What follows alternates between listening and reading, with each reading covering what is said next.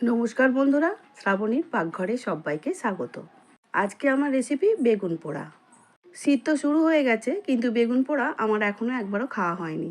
সেই জন্য কালকে আমি বেগুন পোড়া বানিয়েছিলাম আর ভিডিওটা করে রেখেছি।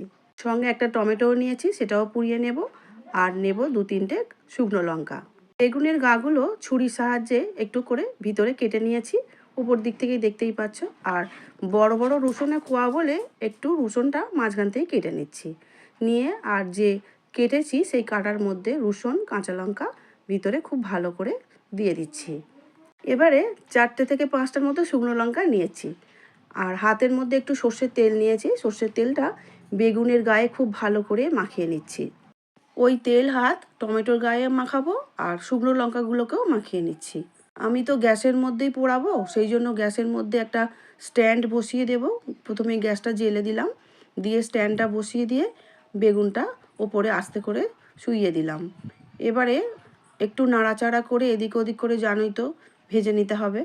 আর বেগুনের সঙ্গে টমেটোও দিয়ে দিলাম, আর শুকনো লঙ্কাগুলো সাইডে গ্যাসের সাহায্যে একটু পুড়িয়ে নিয়েছি।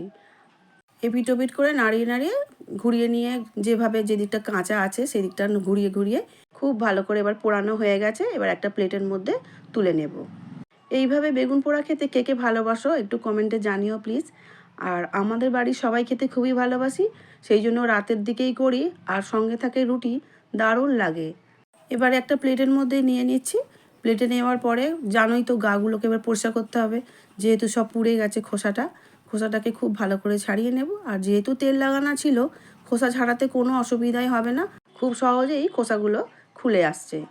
যে বন্ধুরা আমার এই মুহূর্তে ইউটিউব চ্যানেল থেকে আমার ভিডিও দেখছো, চ্যানেলটি সাবস্ক্রাইব করে আমার চ্যানেলটির পাশে থেকে যাওয়ার অনুরোধ রইল।